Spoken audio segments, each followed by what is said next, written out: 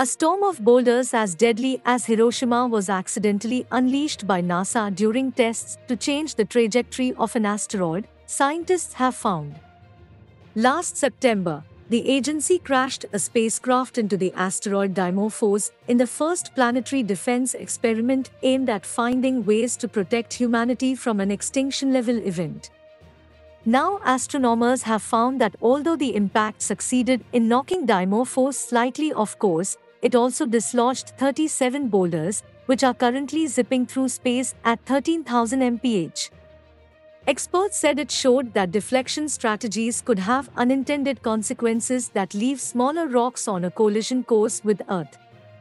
David Jevitta, a professor of Earth and planetary sciences at UCLA, said, "The boulder swarm is like a cloud of shrapnel expanding from a hand grenade.